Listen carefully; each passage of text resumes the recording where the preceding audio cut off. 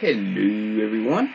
On this video we will be going over antiderivatives and indefinite integrals of both single terms and polynomials.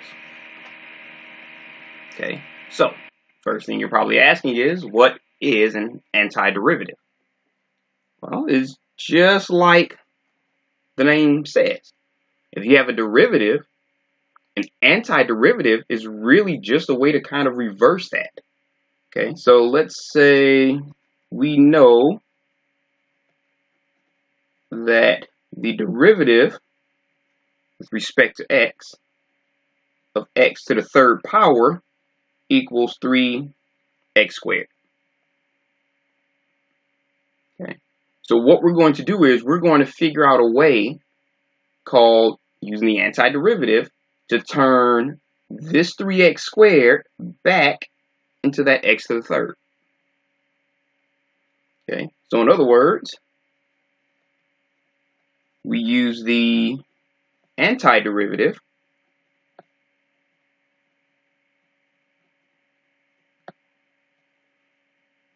to reverse the derivative.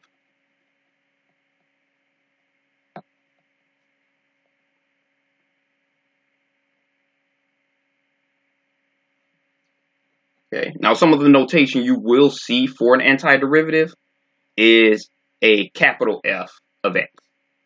So let's say if capital F of x, or you may say a capital G of x or capital H of x, usually that means an antiderivative unless they specify otherwise.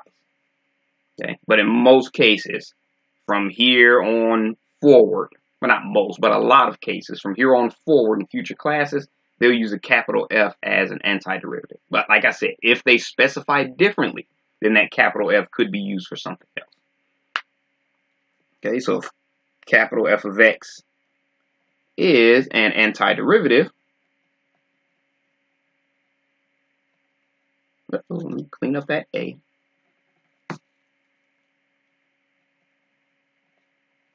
Of just regular f of x on some interval from a to b, then g of x is an antiderivative of f of x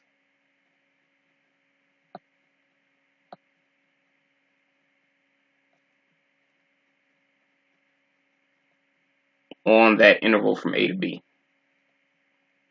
And that's in the form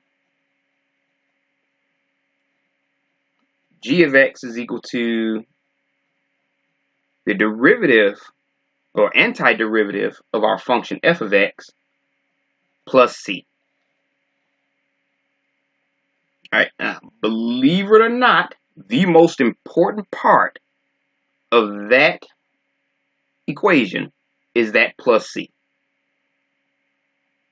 If you want to lose points on exams, forget the plus c. That's a quick way to lose points because it's just that important.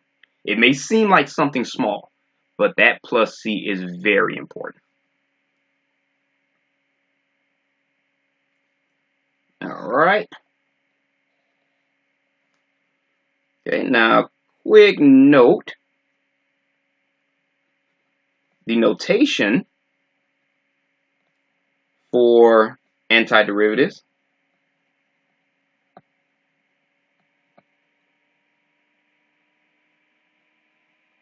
is the integral symbol. It's like an elongated thin S. Okay. So in other words, it will look like this. If you want to find the antiderivative of f of x with respect to x.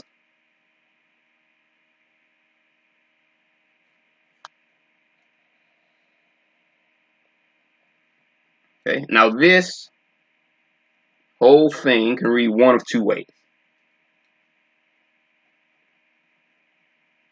This could be the indefinite integral of f with respect to x, or it could just be the antiderivative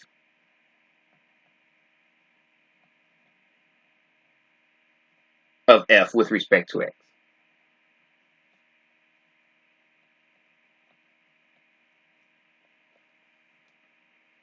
Okay. Now, in later videos, we will cover what a definite integral is. But basically, an indefinite integral goes across the entirety of the function f of x. A definite integral would stop between 2x values. So it may say between -3 and +5 or something like that. But when you have an indefinite integral, you don't have any values on the top and bottom of your integral sign. All right, let me move up, just make another quick little note. Now, just to clarify why this plus c is so important, I want you to notice something.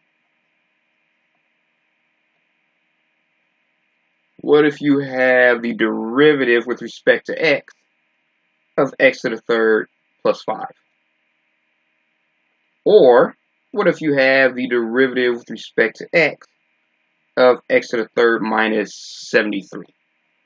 Or what if you have the derivative with respect to x of just x to the third? Now, if you notice, no matter which one of these you have, the derivative with respect to x, well, better yet, kind of switch up the notation a little bit. Well, this is the derivative. Now I'll play f prime of x, just to kind of mix up so you won't get too used to the same notation. The derivative of each of those functions is going to equal 3x squared for all of them.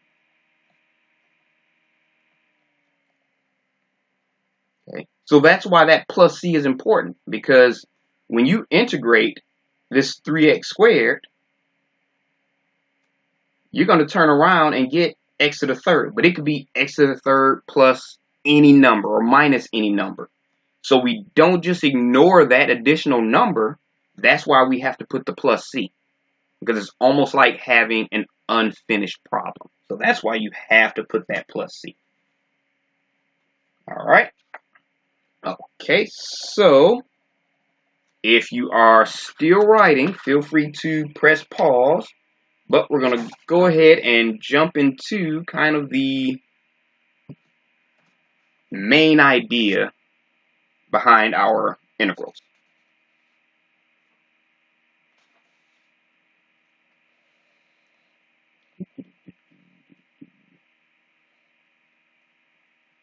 All right, so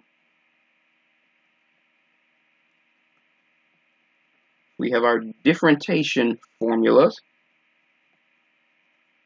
And draw across. I want you to draw a line kind of right down the middle. We're going to look at our integration formulas.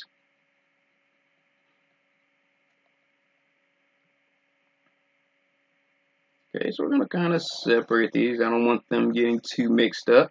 So if you have lined paper, you're already ahead of me there. Okay, so what if we have the derivative with respect to x of a constant?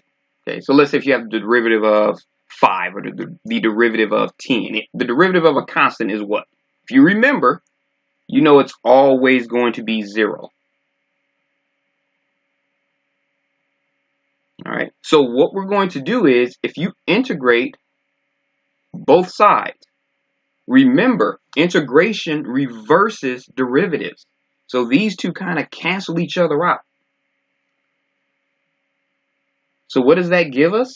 That gives us the integral of 0 with respect to x is equal to c. The integral of 0 with respect to x is equal to c. All right, now let's try the derivative with respect to x of k times x, where k is just a constant times x. Okay, so we know that the derivative of x is just going to be 1. So that's k times 1, which is just whatever that k value is. So if you have the derivative of 7x, you'll end up with just 7. Okay, now just like before, if we integrate both sides, the integral and the derivative cancel each other out. Okay, so what do we have? We have the integral of k, our constant, with respect to x, is going to equal where we started, our k times x, plus c. At plus c.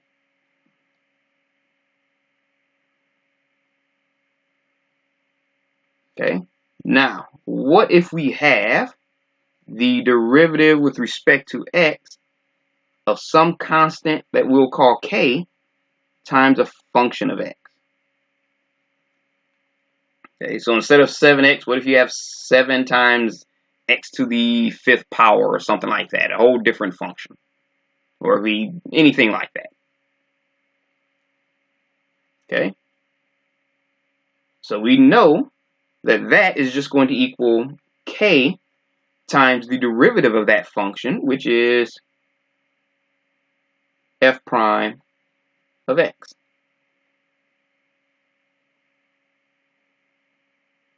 All right, so once again, if we integrate both sides, and again, remember that constant, you can just bring that out to the front. Okay, so if we integrate both sides, the integral and the derivative cancel each other out. So what do we have? We have the integral of k. Remember, that just reverses it and brings us right back where we started. K times f of x with respect to x. Or if you want to, you can factor that constant out and have it k times the integral of f of x with respect to x. Remember that constant can factor out. All right. Okay. Now, what if we have the derivative with respect to x of f of x, either plus or minus another function g of x? Okay, so we know that if we distribute that to both of those terms, that's just going to equal the derivative of f of x, which is f prime of x, plus the derivative of your g of x, which is g prime of x.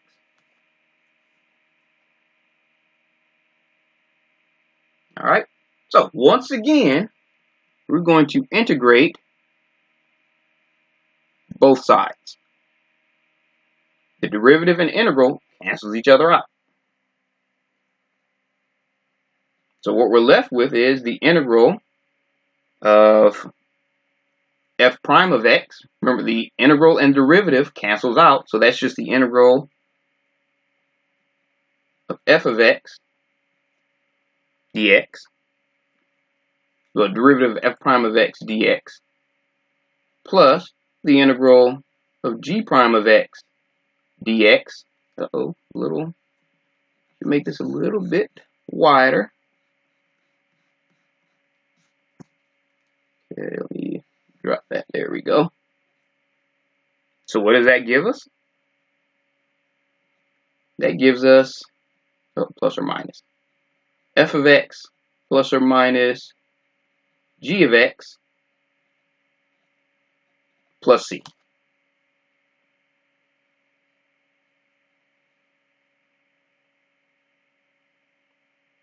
All right. Now, move that out the way. There you go.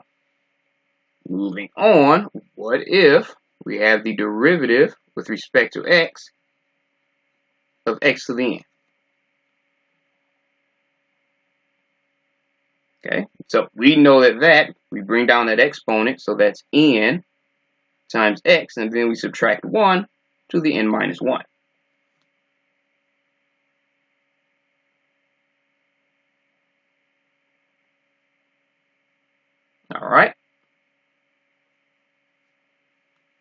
So what we're going to do now, surprise, surprise, is integrate both sides,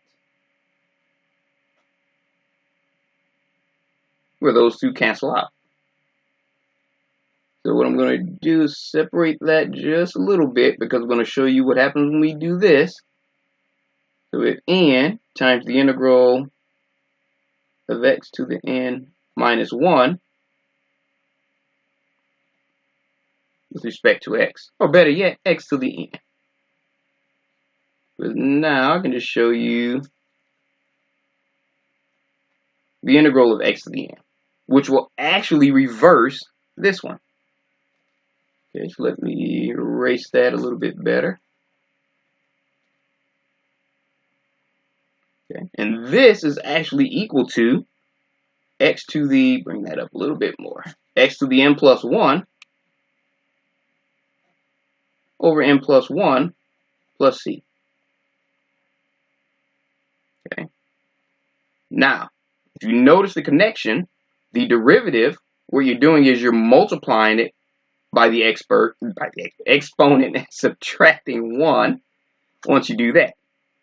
With the integral or antiderivative, you're adding 1 to the exponent, and then you're dividing by that added value.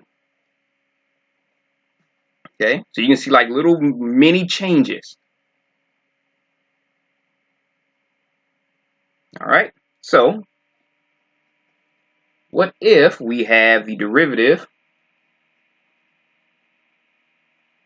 of the natural log, the absolute value of x? Okay, if you remember, that's just 1 over x.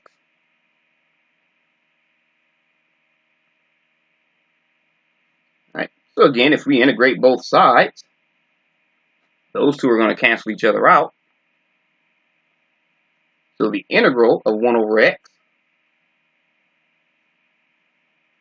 with respect to x, or if you wanted to, you can write it as the integral of dx over x. All you're doing is moving that with respect to x up top, or derivative of x up top. That's going to equal what's in there, which is the natural log of your x plus c. Okay. So hopefully you're kind of seeing the connection, but we're going to go ahead and keep going. What if you have the derivative with respect to x of natural log of some function of x? Yep. Put too many straight lines, and that should be, there we go. All right, so if you remember, that's just the derivative of that function over that function. All right, so once again, you integrate both sides where the derivative and the integral cancels each other out. So what does that give us?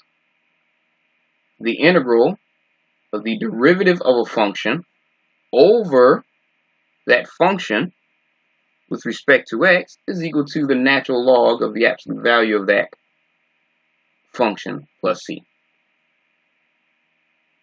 Okay. Now, if you remember, your argument for your logs and natural logs have to be positive. That's why you have the absolute values. You can't have negative arguments. All right. Now, what if we have the derivative with respect to x of e to the power of x? This is probably the easiest out of all derivatives because that's just e to the power of x.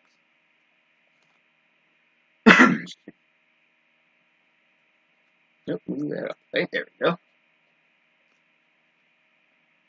Okay, so once again, if we integrate both sides where the derivative and the integral cancel each other out, we end up with the integral of e to the power of x with respect to x is equal to e to the x plus c. Again, probably the easiest of all integrals and derivatives to remember. All Alright, so what if we have the derivative with respect to x of e to the power of some function of x? Okay, so we know that that is e to the power of that function of x times the derivative of that particular function exponent. Alright, so once again, we integrate both sides where the derivative and the integral are going to cancel each other out. And we end up with the integral of e to some power of function of x times g prime of x with respect to x is equal to e to the power of that function of x plus c. Alright, so if you know your derivatives just by pure, I guess you can call it altering, you know all of your antiderivatives because they're literally just the opposites of each other. Alright, so I'm going to continue on the next page. So if you're still writing, feel free to press pause, but we're going to go ahead and continue this on the next page. We got a few more to cover.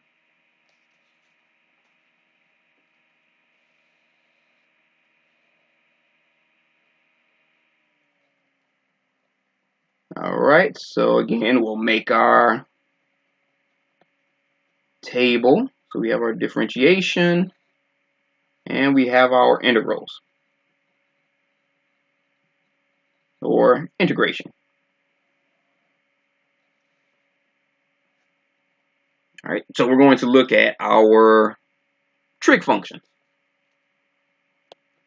What if you have your derivative with respect to x, sine of x? Okay. If you remember, that's just cosine of x. Alright, once again, we integrate both sides where the derivative and the integral cancel each other out. So that leaves us with the integral of cosine of x with respect to x is equal to sine of x plus c. Alright, now what if we have the derivative with respect to x of cosine of x? Okay. If you remember, that's equal to negative sine of x. Alright, so just like before, we take the integral of both sides, where the derivative and integral cancel each other out. So that leaves us with the integral of negative, I'll put the negative on the outside, just kind of factor that out. Sine of x with respect to x is equal to cosine of x plus, and I'll make this c number 1 because we're going to change it just for a second. Now if we multiply both sides by negative 1, that's going to equal the integral of sine of x with respect to x is equal to negative cosine of x plus c, where c is equal to negative c number 1.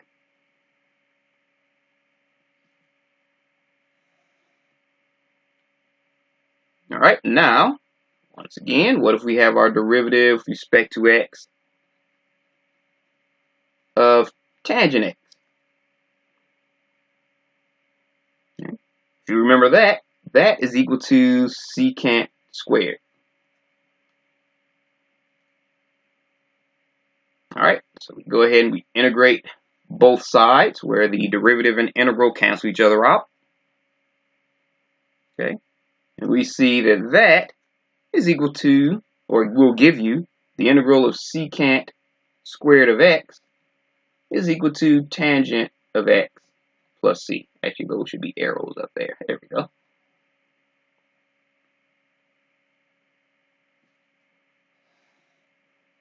Okay. Now, what about the derivative of secant?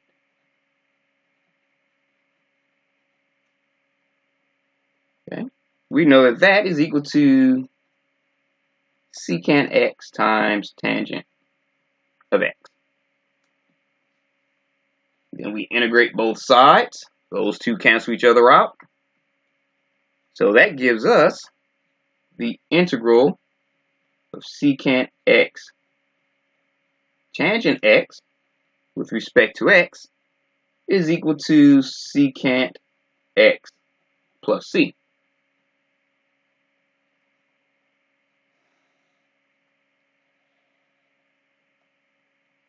All right, so what if we now have the derivative of cotangent x?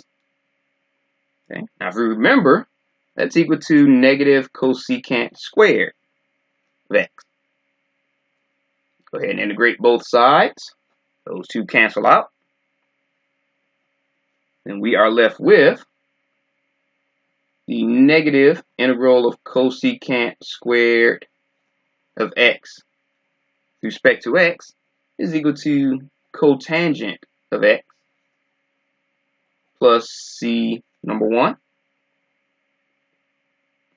All right, so if we multiply both sides by negative 1, we have the integral of cosecant squared of x with respect to x is equal to negative cotangent of x plus c.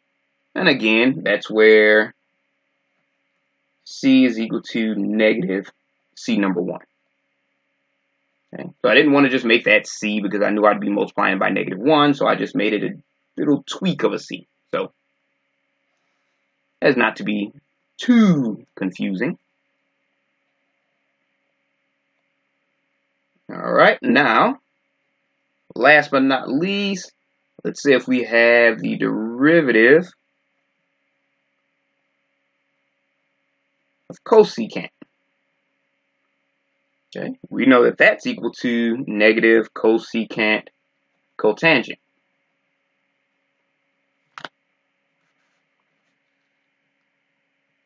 All right.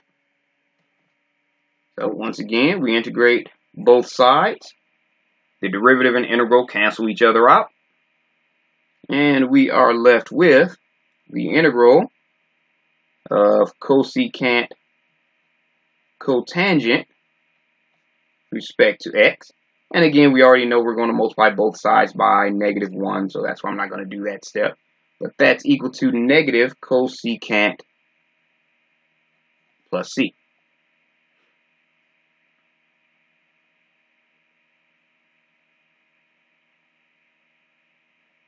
All right. Now, we do have one that's kind of, I guess you could call it, say, just an additional integral. And this isn't under differentiation. That's why I'm kind of adding it below. That's the integral of tangent x is equal to negative natural log cosine of x, the absolute value of that, plus c. All right, so this is a really quick proof for this one. That's why I'm going to go ahead and throw this in just so you can see how the proofs are found on these. So let's say if you have the proof of this one. If you remember, tangent x is equal to sine over cosine. Okay, so what if we let g of x equals cosine of x, and g prime of x, the derivative of cosine of x is negative sine x.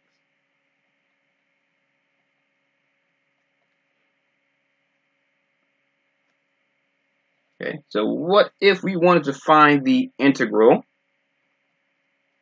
tangent x? That's the same. Let me kind of separate this a little bit so it won't interfere. That's the same as saying we want to find the integral of sine of x over cosine of x with respect to x. Okay. Now remember, this is our g of x, our cosine of x.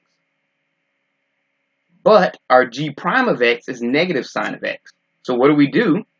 We multiply this by negative 1, and again by negative 1.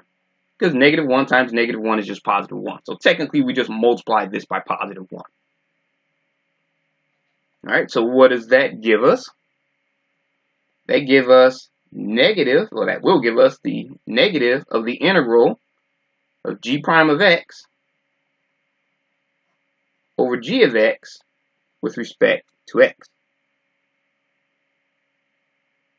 All right, so that is equal to negative natural log of the absolute value of your g of x, which is equal to, oh, we got the plus c. I was going to add it at the end, but I might as well stay with it here. So you have negative natural log, the absolute value of cosine of x, plus c. Okay, so that's how you find that particular integral. And the rest of them aren't too far off with the proofs. All right. So if you're still writing, feel free to press pause. But we're going to go ahead and move on to the next page because we have a few more trig integrals to cover.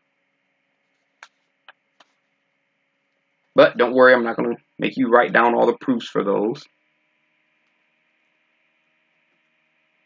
Okay, so you have the integral of cotangent of x with respect to x. That's equal to the natural log sine of x plus c. And the proof for that one is pretty similar to the one we just did. Okay, so you have secant of x with respect to x is equal to the natural log secant x plus tangent x plus c. You have the integral of cosecant of x, which is equal to the negative natural log of the absolute value of cosecant x plus cotangent x plus c. Now, if you notice these two, you have your functions and your cofunctions. So you have secant plus tangent. Here you have cosecant plus cotangent. This one's positive, this one's negative. Oh, forgot my integral sign. There we go. Okay. So hopefully that'll help you remember it a little bit. The cotangent is really similar to the tangent. The only difference is the cotangent is positive, and instead of cosine in there, it has sine. Okay, so if you look for little similarities like that, it'll help you to remember some of these. All right. Okay, so let's do a few more. Yes, I know, just a few more.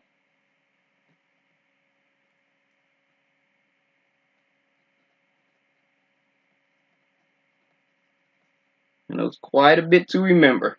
We're almost done.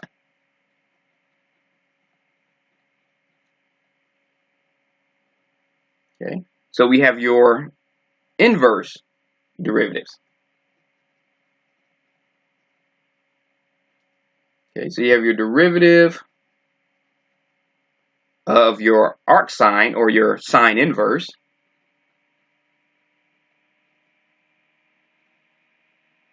G of x. Okay, we know that that's equal to g prime of x over the square root of a squared minus g of x squared, the square root of that. Okay, so again, if we integrate both sides, that gives us the integral of g prime of x over the square root a squared minus g of x squared. That's equal to the arcsine or sine inverse of g of x, running out of room, over a, put that in parentheses, then it's your plus c, or, let me kind of rewrite that so it's not just squeezing it all in there.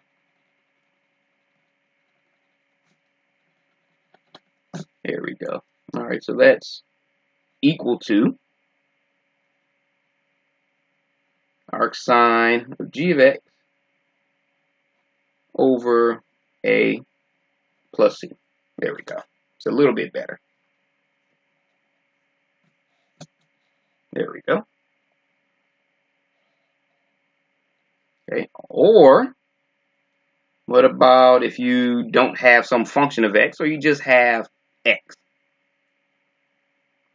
Okay, so that's the derivative with respect to x of arc sine of just x. That's equal to 1 over the square root of 1 minus x squared. Okay, again, we integrate both sides. We have the integral of 1 over the square root of 1 minus x squared with respect to x is equal to the arc sine of x plus c. Or remember, this could also be sine inverse. This could be sine inverse of x plus c. All right, so one more, last one. You have the derivative with respect to, actually, we just write out our integral. I think we all know where we're going with this. So you have the integral of g prime of x over a squared plus g of x squared with respect to x. That is equal to 1 over a times tangent inverse, or arctangent, of g of x over a plus c. Or you have the integral of 1 over 1 plus x squared with respect to x. That's equal to arctangent of x plus c. Again, we know how it starts off from the derivative and integrating both sides. That's why I went ahead and just kind of skipped those. And last but not least, we have the integral of g prime of x over the absolute value of g of x times the square root of g of x squared minus a squared. Okay, we know that is equal to, let me clean this up just a smidgen. There we go, so g of x squared, and the square root of that whole thing, that's equal to 1 over a arcsecant of g of x over a plus c.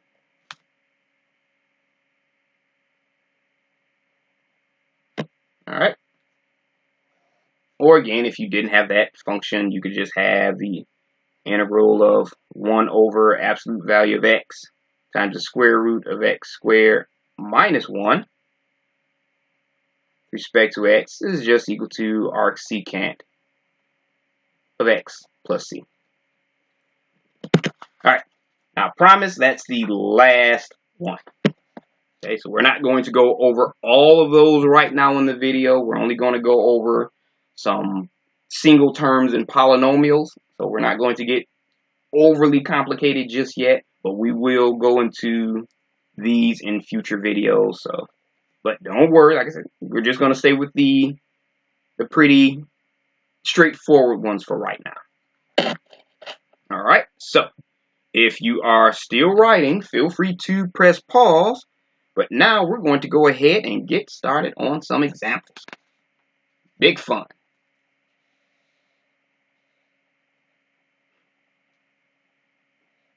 All right, so for example,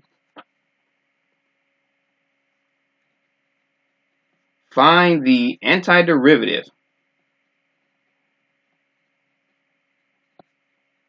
of f of x equals 3x.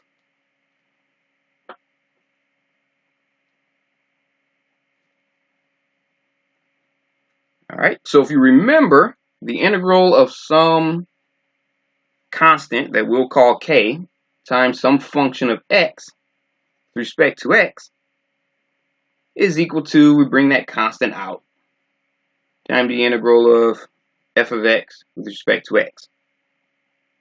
All right, and because remember, sometimes you use more than one property. We know the integral of x to some power of n, some real number, with respect to x is equal to x to the n plus 1 divided by that n plus 1 plus c. Okay, this is probably the most important of the two for this particular problem. All right, so that gives us the integral of 3x with respect to x. Again, we're just going to bring that 3 out just like up here. Tells us we can bring our constant out. So that's equal 3 times the integral of x with respect to x. Okay. Now, remember, when there's no exponent visible, we know that that exponent is just 1. So x is just x to the first power. Okay, so you can go ahead and put 1 there. Okay, so if we go ahead and integrate x to the first power, still have our 3 there. Remember that x to the first power will be x to the 1 plus 1 divided by 1 plus 1. So 3 times x to the 1 plus 1 power over 1 plus 1 plus c. Don't forget that plus c. I know you're going to hear me say that over and over again. Don't forget your plus c. Okay, so that's going to equal 3 times x squared over 2 plus c, which just equals, we bring that 2 out, 3 over 2 x squared plus c for our integral.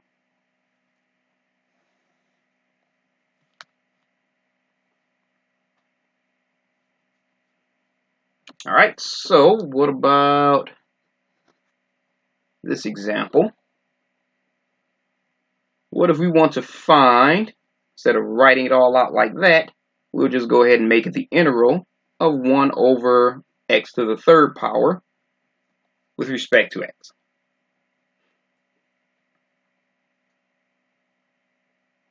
All right, so once again, we're going to use this integral property right there. Okay, we're going to go ahead and use that one. But first, and this is a little trick that will make it a lot easier whenever you have exponents in the denominator. You just rewrite it with a negative exponent. Okay, so we're going to rewrite as, instead of 1 over x to the third power, because we know that x to the third, let me switch that around, 1 over x to the third is equal to x to the negative 3 power. All right, so we're going to rewrite this as the integral of x to the negative 3 power with respect to x. All right, and using this same one, you have x to the power of a real number. You're just going to add 1, then divide it by that same value. So that's going to be the integral, oh, not the integral, already has that. So if you apply the integral of that, it's going to be x to the negative 3 plus 1 over negative 3 plus 1 plus c. All right, so if we go ahead and simplify that, that's going to be x to the negative 2 power over negative 2 plus c. If we want to simplify it, which most solutions will be simplified, negative exponent, you're going to take that back down to the bottom. So you're going to have negative, because you have a 2 already down there, x to the negative 2 power just becomes x squared. So only thing left up top is a 1. And plus c.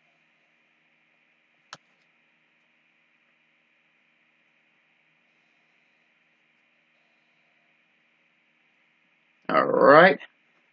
So what if we want to find the integral of square root of x with respect to x?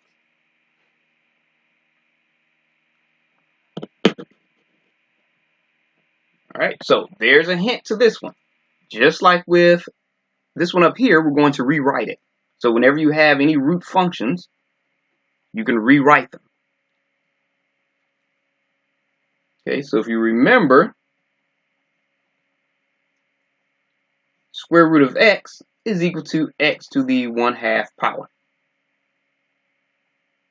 Alright, so what I want you to do is go ahead and press pause, and using this hint, I want you to integrate that one.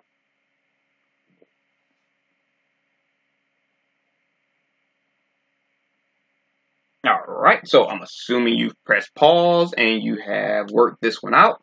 So let's go ahead and verify your answer.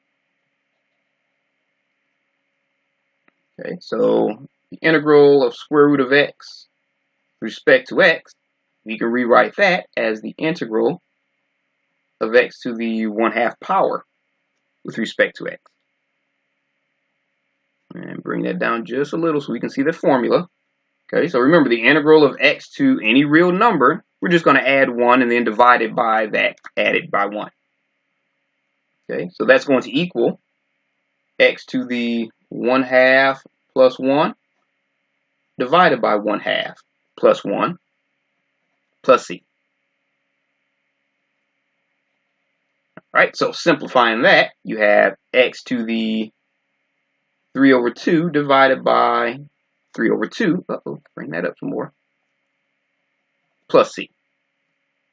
Okay. So if we go ahead and simplify this, multiply the numerator and denominator by the reciprocal of 2/3, that will give us 2/3 x to the 3/2 power plus c.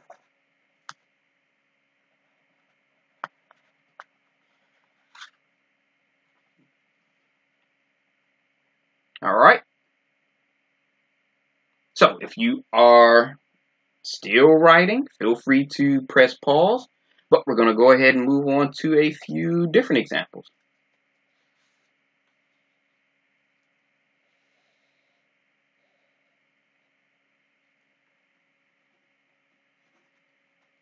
Okay, so what if we wanted to find the integral of 2 sine of x with respect to x?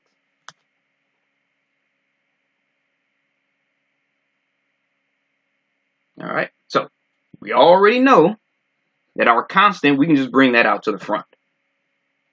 So we have 2 times the integral sine of x with respect to x. Okay, and from our list of integrals,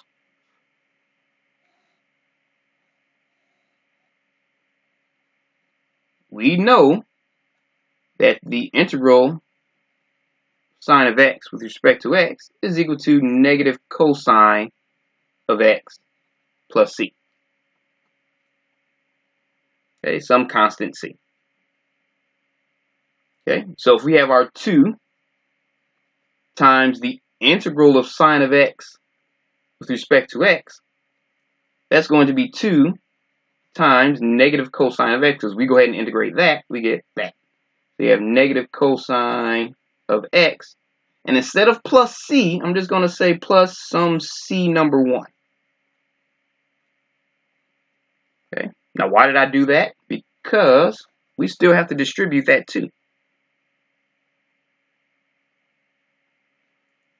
Okay, what does that give us? That gives us negative 2 cosine of x plus 2 times c number 1. Okay, now why do we use c number 1? Because we want our final answer to be just plus c. We don't want to have c number 1, c number 2, c number 3 if we can avoid it. Okay, now further down the line, and you will have to use C1 and C2 and C3. But for right now, we want to be able to avoid it. If we can have just plain C, that would be perfect. Okay, so what do we know? We know that 2 times a constant, misspelled constant,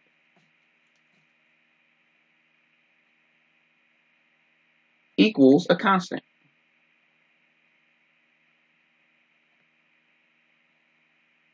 Okay, so 2 times a constant will just equal a constant. So that means we have -2 cosine of x plus 2 times some constant, which gives us another constant. So that's plus c.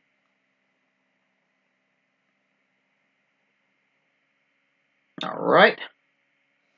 Now, what if we have the integral with respect to x?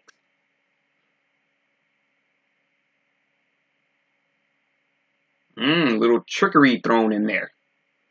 All right, so what I want you to do, should have known this was coming, is I want you to go ahead and try to solve that one on your own.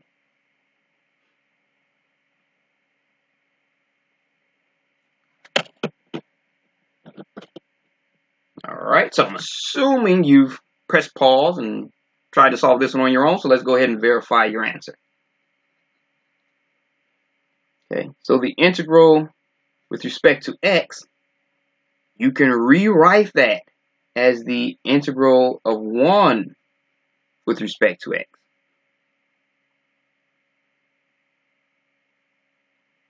All right, now what does that tell us? Well, that 1, we know that x to the power of 0 equals 1.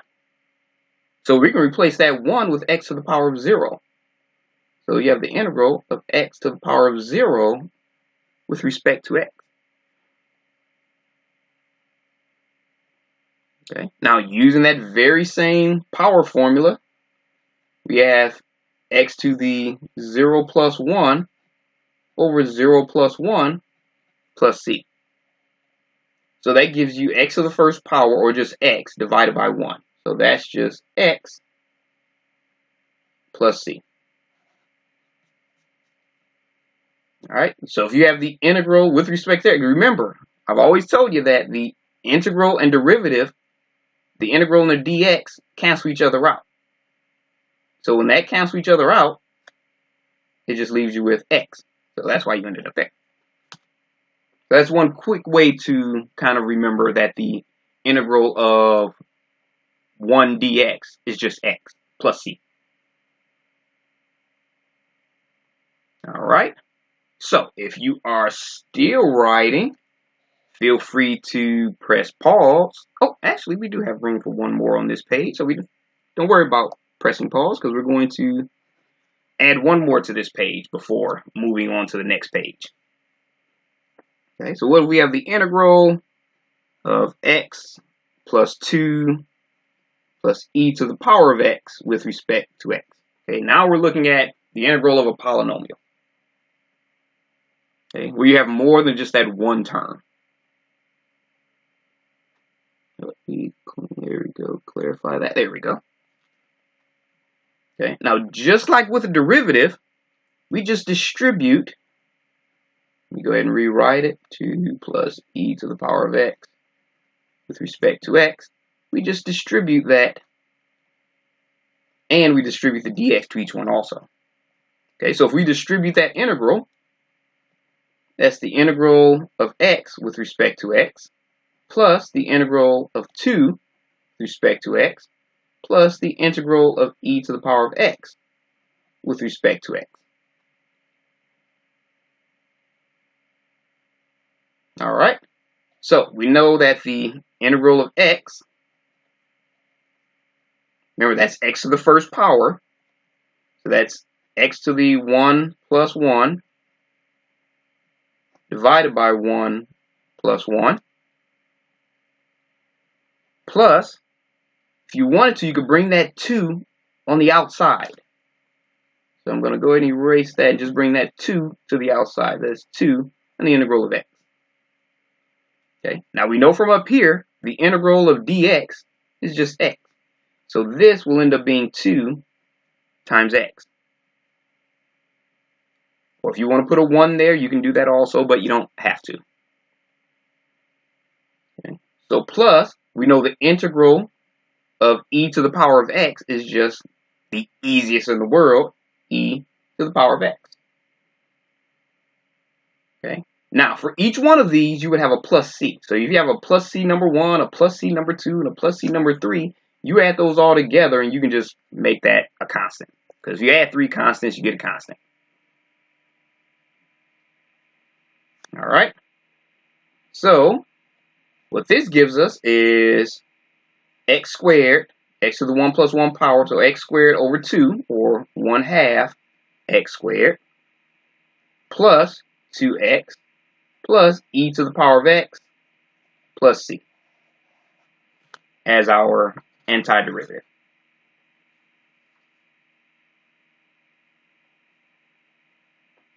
All right. So, hopefully, this made sense, and I will see you on the next video.